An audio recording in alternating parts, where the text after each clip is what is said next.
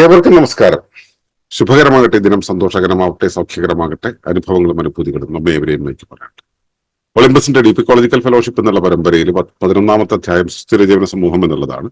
അതില് മൂന്നാമത്തെ ഭാഗമാണ് നമ്മൾ ഇന്ന് സംസാരിക്കുന്നത്. അത് ഫെലോഷിപ്പും അതിന്റെ പങ്കും എന്നുള്ളതാണ്. അതിനെക്കുറിച്ച് പറയുന്നത് ഇവിടെ എങ്ങനെയാണ്: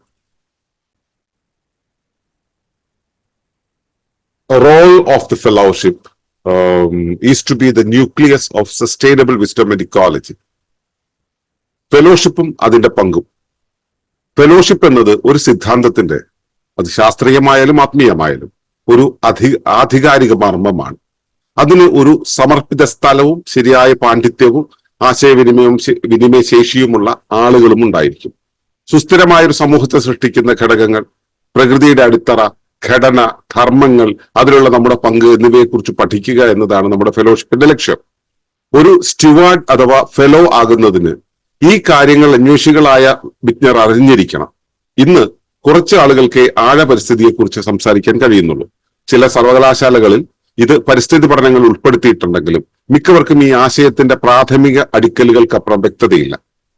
കേരളത്തിന് അകത്തും പുറത്തും നിന്നുമുള്ള വിരലിലെണ്ണാവുന്ന ചില സർവകലാശാലകളിലെ ഗവേഷകരെയും അധ്യാപകരെയും നമ്മുടെ വിഷയങ്ങൾ ആകർഷിച്ചിട്ടുണ്ടെങ്കിലും അതിൽ പ്രാവീണ്യം നേടിയവർ ഇപ്പോഴും കുറവാണ്. സുസ്ഥിരമായ ജ്ഞാനത്തിന്റെ യഥാർത്ഥ കേന്ദ്രബിന്ദുവായി വർത്തിക്കുന്നതിനാൽ നമ്മുടെ ഫെലോഷിപ്പ് ഒരു സർവകലാശാലയിൽ നിന്നും തീർത്തും വ്യത്യസ്തമാണ്. മേൽപ്പറഞ്ഞ വിടവുകൾ നികത്തുവാനായി നമ്മുടെ ഫെലോഷിപ്പിലേക്ക് കൂടുതൽ അന്വേഷകരും സാധകരും ഉണ്ടാകേണ്ടതുണ്ട്. ഗവേഷണം, ഡോക്യുമെന്റേഷൻ, ആർക്കൈവ്സ്, പ്രസിദ്ധീകരണങ്ങൾ എന്നിവയ്ക്കായി നമ്മുടെ ഫാക്കൽറ്റി പാനൽ ഉണ്ടാകേണ്ടതുണ്ട്. അതിനായി ആണ് നാം ഇപ്പോൾ ശ്രദ്ധിക്കേണ്ടത്.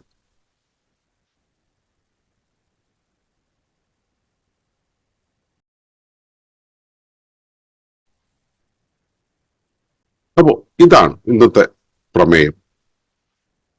ഫെലോഷിപ്പ് എന്നുള്ളത് അതിന്റെ റോൾ എന്താണെന്ന്, ഈ ഒരു സുസ്ഥിര ജീവന സമൂഹ നിർമ്മിതിയിൽ ഫെലോഷിപ്പിന്റെ റോൾ എന്താണെന്നുള്ളത്.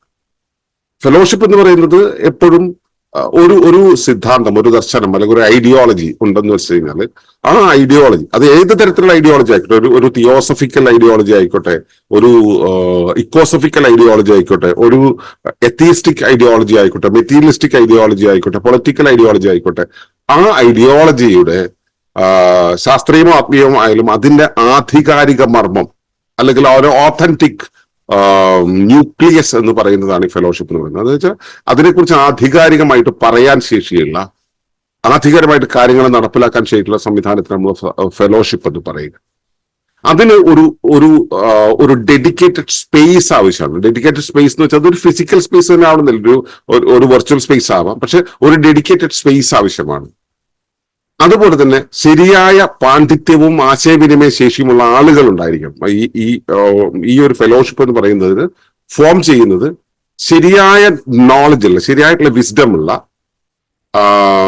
ആശയവിനിമയ ശേഷിയുള്ള, കമ്മ്യൂണിക്കേഷൻ സ്കില്ലുള്ള ആളുകൾ തന്നെ ഉണ്ടാവണം. ഈ ശരിയായ പാണ്ഡിത്യം എന്ന് പറയുമ്പോൾ രണ്ട് തരത്തിലുണ്ട്. ഒന്ന് അക്യൂർഡ് ആയിട്ടുള്ള കാര്യങ്ങളാവും, ഒന്ന് ഇൻറ്റ്യൂഷണൽ ആവാം. ഈ അക്യൂർഡ് ആയിട്ടുള്ള പാണ്ഡിത്യമുള്ളവരെയാണ് നമുക്ക് ബിൽഡ് ചെയ്യാൻ കഴിയുക. ഇൻറ്റ്യൂഷൻ ഉള്ളവരെ ബിൽഡ് ചെയ്യാൻ പറ്റില്ല. അത് ഇൻബോൺ ആണ്, അല്ലെങ്കിൽ എന്താ പറയുക, സ്വയംഭൂവാണ്, പ്രകൃതിയിൽ തനിയെ ഉരുവാകുന്നതാണ്. അതിനെ ചുറ്റിയായിരിക്കും ഈ ഫെലോഷിപ്പ് നിലനിൽക്കുക എന്നുള്ളതാണ് അതിലെ പ്രത്യേകത. അപ്പോ അതിന് ഫാക്കൽറ്റി ഉള്ളിലുണ്ട് എന്ന് തോന്നുന്ന ആളുകളെ നമ്മൾ കണ്ടെത്തി അവരെ റൈസ് ചെയ്തെടുക്കുക, അവരെ സ്കോളേഴ്സ് ആയിട്ട് മാറ്റിയെടുക്കുക എന്നുള്ളതാണ് ഇവിടെ പ്രായോഗികം. ഇവിടെ നമ്മൾ ഒരു ഫെലോഷിപ്പ് എന്നുള്ളത് കൊണ്ട് നമ്മൾ ഉദ്ദേശിക്കുന്നത് എന്താ വെച്ചാൽ, സുസ്ഥിരമായ ഒരു സമൂഹത്തെ സൃഷ്ടിക്കുന്ന ഘടകങ്ങൾ എന്തൊക്കെയാണ്. നമ്മുടെ ഈ ഒരു ഫെലോഷിപ്പ് കേട്ടോ, ഡീപ് ഇക്കോളജിക്കൽ ഫെലോഷിപ്പ് എന്നുള്ളതിൽ ഒരു സസ്റ്റൈനബിൾ കമ്മ്യൂണിറ്റി ഫോം ചെയ്യുന്നതിന്റെ എലമെന്റുകൾ എന്തൊക്കെയാണ്, എന്താണ് ഇതിന്റെ ഒരു ഫണ്ടമെന്റൽ ബേസ്, അല്ലെങ്കിൽ ഫണ്ടമെന്റൽ ആയിട്ടുള്ള ഇതിന്റെ ഒരു അടിത്തറ എന്താണ്, അതിന്റെ ഘടന എന്താണ്, സ്ട്രക്ചർ എന്താണ്, സാമൂഹ്യ സ്ട്രക്ചർ അല്ലെങ്കിൽ കമ്മ്യൂണിറ്റിയുടെ സ്ട്രക്ചർ അല്ലെങ്കിൽ കോവിലിന്റെ സ്ട്രക്ചർ എന്താണ്, ഇതിന്റെ ഫങ്ഷൻസ് എന്തൊക്കെയാണ്, അതിലുള്ള നമ്മുടെ റോൾ എന്താണ് എന്നുള്ളതിനെ കുറിച്ച് പഠിക്കുക, അത് ഇംപ്ലിമെന്റ് ചെയ്യുക എന്നുള്ളതാണ് ഫെലോഷിപ്പിന്റെ ലക്ഷ്യം. അതിപ്പോ പഠനം എന്നുള്ളത് വളരെ പ്രധാനപ്പെട്ടതാണ്. അതുകൊണ്ട് തന്നെ ഈ നമ്മൾ ഇന്നലെ പറഞ്ഞല്ലോ എൻവയോൺമെന്റൽ സ്റ്റുവാർഡ്സിനെ കുറിച്ച്. സ്റ്റുവാർഡ്സ് അഥവാ ഫെലോ ആകുന്നതിന് മുമ്പ് ഈ കാര്യങ്ങൾ, ഈ അന്വേഷിച്ചെത്തുന്ന ആളുകൾ കൃത്യമായിട്ട് അറിഞ്ഞിരിക്കണം. അവർ വിജ്ഞരാണ്, അവർ അറിഞ്ഞിരിക്കണം, ഈ കാര്യങ്ങളെ കുറിച്ച് അറിഞ്ഞിരിക്കണം.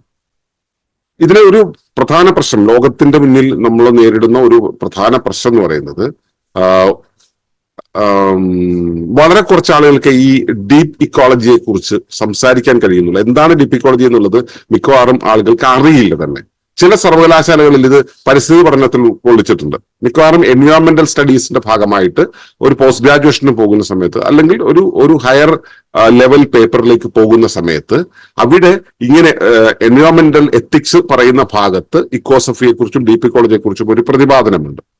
എൻവയോൺമെന്റൽ എത്തിക്സ് എന്ന് പറയുന്നത് പോലും എൻവയോൺമെന്റലിസത്തിന്റെ ഭാഗമല്ല. എൻവയോൺമെന്റലിസം പഠിക്കുമ്പോൾ ഇങ്ങനെ ഒരു സൈഡ് ഉണ്ടെന്നുള്ളത് ഒന്ന് സൂചിപ്പിച്ചു പോവുകയാണ് ചെയ്യുന്നത്. എന്താണ് എൻവയോൺമെന്റൽ എത്തിക്സ്, അല്ലെങ്കിൽ നമ്മുടെ എൻവയോൺമെന്റൽ റൈസിസം എന്താണ്, അല്ലെങ്കിൽ ഈ ഒരു ഏരിയയിൽ ഇക്കോസഫിക്കൽ ആയിട്ടുള്ള ഒരു ഏരിയയിലുള്ള അന്വേഷണം സാധാരണ ഉണ്ടാവാറില്ല. പക്ഷെ അത് സിലബസിൽ ഇത് ചില ആളുകൾ ഈ സാധനമൊക്കെ കുറച്ച് ഉൾക്കൊള്ളിച്ചിട്ടുള്ളത് കണ്ടിട്ടുണ്ട്. പക്ഷെ ഇതിനുമപ്പുറം യാതൊരു അടിത്തറയും ഇങ്ങനെയുള്ളവർക്കില്ല. ഇപ്പം നമ്മുടെ മലയാളം യൂണിവേഴ്സിറ്റി പോലുള്ള സർവകലാശാലകൾ, അതുപോലെ ധാക്ക യൂണിവേഴ്സിറ്റി പോലുള്ള ചില സർവകലാശാലകളിലൊക്കെ ഈ പഠനങ്ങളല്ല, അവിടെയുള്ള ഈ ഒരു എൻവയോൺമെന്റൽ ഡിപ്പാർട്ട്മെന്റിന് അല്ലെങ്കിൽ പീസ് ആൻഡ് കോൺഫ്ലിക്റ്റിന്റെ ഡിപ്പാർട്ട്മെന്റ് ഇങ്ങനൊരു പേപ്പർ പഠിക്കാനുണ്ട്. ആ പഠനത്തിന്റെ അപ്പുറത്തേക്ക് അവർക്കത് പറയാനറിയില്ല. പക്ഷെ ഞാൻ പേരെടുത്ത് പറഞ്ഞു വരുന്നത് എന്ന് വെച്ച് കഴിഞ്ഞാൽ അവര് ഇതിനെക്കുറിച്ചുള്ള കൂടുതൽ പഠനത്തിനായിട്ട് നമ്മളുടെ ഒളിമ്പസിന്റെ അടുത്ത് വന്ന് പഠിക്കുകയും അത് ഉപയോഗിച്ചുകൊണ്ട് അവരവരുടെ സ്റ്റുഡൻസിലേക്ക് കാര്യങ്ങൾ എത്തിക്കുകയും ചെയ്ത ഒരു ശ്രമം അവിടെ ഉണ്ടായിട്ടുണ്ട്. ഇതുപോലെ വളരെ ചുരുക്കം ചില കമ്മ്യൂണിറ്റികളോ ഗ്രൂപ്പുകളോ മാത്രമാണ്, അല്ലെങ്കിൽ യൂണിവേഴ്സിറ്റികളോ മാത്രമാണ് ഈ ഒരു രൂപത്തിൽ തയ്യാറായിട്ടുള്ളത്. ചിലരിങ്ങനെ അന്വേഷണങ്ങൾ നടത്തുന്നുണ്ട്. നമ്മൾ ഇവിടെ വന്ന് പഠിക്കുന്നില്ലെങ്കിലും അന്വേഷണം നമ്മൾ കണക്ട് ചെയ്ത് അന്വേഷിക്കുകയൊക്കെ ചെയ്യുന്നുണ്ട്. അപ്പോ ഇങ്ങനെ ചില സർവകലാശാലകളിലെ അധ്യാപകരെയും ഗവേഷകരെയും ഈ വിഷയങ്ങൾ ആകർഷിച്ചിട്ടുണ്ടെങ്കിലും അതിന് പ്രാവീണ്യം നേടിയവർ ഇപ്പോഴും കുറവാണ്. ഈ വിഷയത്തിൽ പ്രാവീണ്യം നേടിയവർ ഇപ്പോൾ കുറവാണ്. സുസ്ഥിരമായ ജ്ഞാനത്തിന്റെ യഥാർത്ഥ കേന്ദ്ര ബിന്ദുവായി വർത്തിക്കുന്നതിനാൽ നമ്മുടെ ഫെലോഷിപ്പ് ഈ സർവകലാശാലയിൽ നിന്ന് തികച്ചും വ്യത്യസ്തമാണ്. അതായത് സർവകലാശാല എന്ന് പറയുമ്പോൾ അവിടെ ഒരു അറിവിന്റെ ഓതന്റിസിറ്റി ഉണ്ടാക്കുക, അതിനുള്ള സർട്ടിഫിക്കേഷൻ ഉണ്ടാക്കുക, അങ്ങനെയുള്ള ആളുകളെ പഠിച്ചു വിട്ടിട്ട് അതിന്റെ മുകളിൽ കൺട്രോൾ കൊണ്ടുവരിക എന്നുള്ളതാണ് യൂണിവേഴ്സിറ്റികൾ ഉദ്ദേശിക്കുന്നതെങ്കിൽ നമ്മുടെ ഫെലോഷിപ്പ് എന്നുള്ളത് കൃത്യമായിട്ടും ഒരു ഇന്റൻഷണൽ കമ്മ്യൂണിറ്റിയെ ബിൽഡ് ചെയ്യുന്നത്, ഒരു ഇന്റൻഷ്യൽ സോഷ്യൽ സിസ്റ്റത്തെ ഉണ്ടാക്കാൻ വേണ്ടിയാണ് നമ്മളത് ക്രമീകരിച്ചിട്ടുള്ളത്. അപ്പോ അതുകൊണ്ട് തന്നെ അതിന് യൂണിവേഴ്സിറ്റി എന്നുള്ളതിന്റെ ഇന്റൻഷനിൽ നിന്ന് തന്നെ വ്യത്യസ്തമാണ്. ഇവിടെ ഫെലോഷിപ്പ് എന്നുള്ളതിൽ സെൽഫ് ഫിനാൻസിങ് ആണ്. നമ്മൾ പറയുന്ന ഈ ഫെലോഷിപ്പിൽ സെൽഫ് ഫിനാൻസിങ് ആണ് ഉള്ളത്, സെൽഫ് പ്രൊമോട്ട് ചെയ്യുന്നതാണ്. യൂണിവേഴ്സിറ്റീസ് എന്നുള്ളത് എക്സ്റ്റേണൽ ഏജൻസീസ് അവരുടെ പർപ്പസിന് വേണ്ടി അവർ ഫണ്ട് ചെയ്തിട്ടാണ് ഈ സംഭവത്തെ എക്സിക്യൂട്ട് ചെയ്യുന്നത്. അതുകൊണ്ട് തന്നെ they have plenty of resources. അവർക്ക് ഇഷ്ടംപോലെ റിസോഴ്സസ്. ഞാൻ മുമ്പേ പറഞ്ഞ ഇടം എന്ന് പറയുന്നത് തന്നെ 50 ഏക്കേഴ്സിൽ കുറയാതെ ഉണ്ടാവണം എന്നാണ് ഒരു സർവകലാശാല തുടങ്ങുന്നതിന്റെ തന്നെ ആദ്യത്തെ നിയമം എന്ന് പറയുന്നത്. അപ്പോ നമ്മളെ സംബന്ധിച്ചിടത്തോളം നമ്മൾ അങ്ങനെ ഫണ്ടഡ് അല്ല.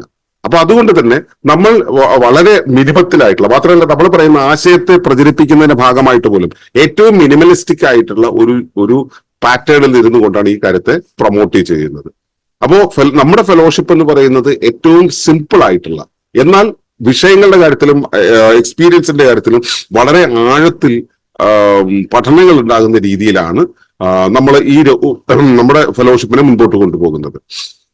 അപ്പോ ഇതിലേക്ക് നമുക്ക് ഈ ആളുകളില്ല, അതുപോലെ നമുക്ക് റിസോഴ്സ് ഇല്ല എന്നൊക്കെ പറയുന്ന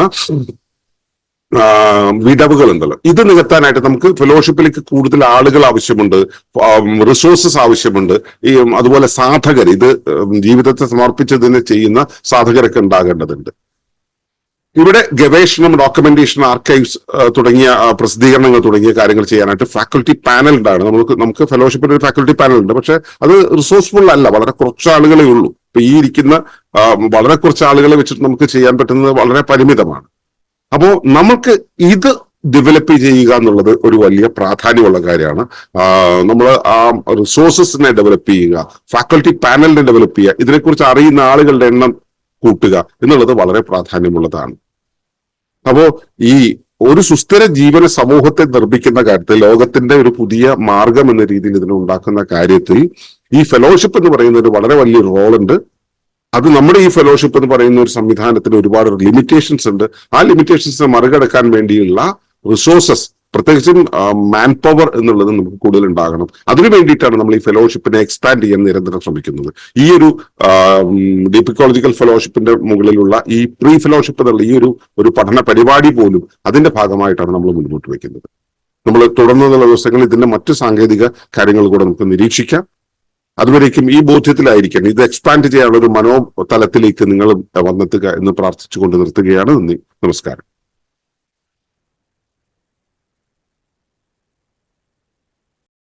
ഈ വിഷയം ഇഷ്ടമായെങ്കിൽ ഒന്ന് ലൈക്ക് ചെയ്യുക, കമന്റ് ചെയ്യുക, ഷെയർ ചെയ്യുക. നിങ്ങൾ പ്രകൃതിയെ ഇഷ്ടപ്പെടുന്നുവെങ്കിൽ ഈ ചാനൽ സബ്സ്ക്രൈബ് ചെയ്യുക.